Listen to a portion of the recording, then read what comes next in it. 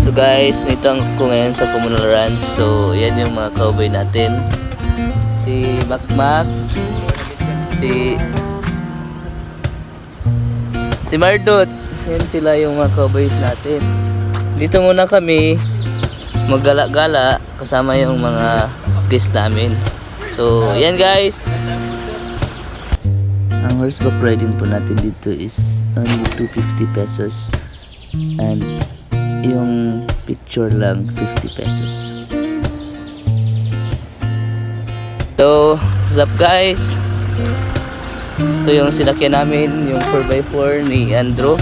So, papasok na tayo ngayon sa Communal Ranch. Yung entrance sa Communal Ranch is 70 pesos.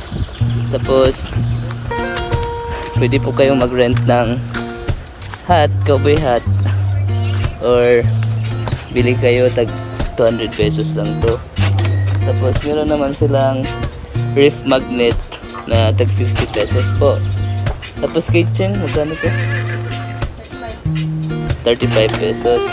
So ayan, yan yung makikita niyo sa Communal Ranch.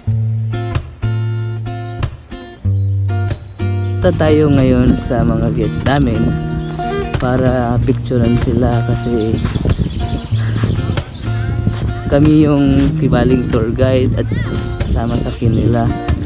Kung mag-a-avail po kayo ng 4x4 na transpo, may free photographer po, free videographer, drone shot,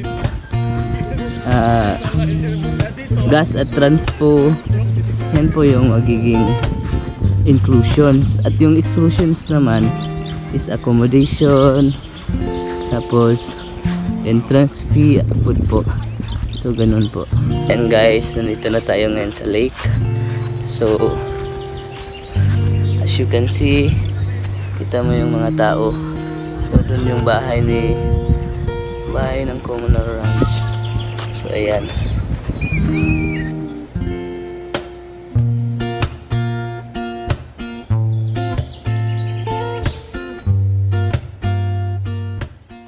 Almost heaven, West Virginia, Blue Ridge Mountains, shining over a river.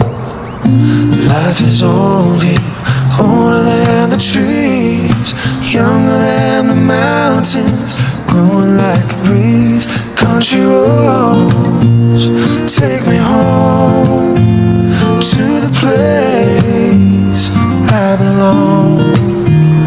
West Virginia, home mountain mama, take me home. Country roads, oh take me home.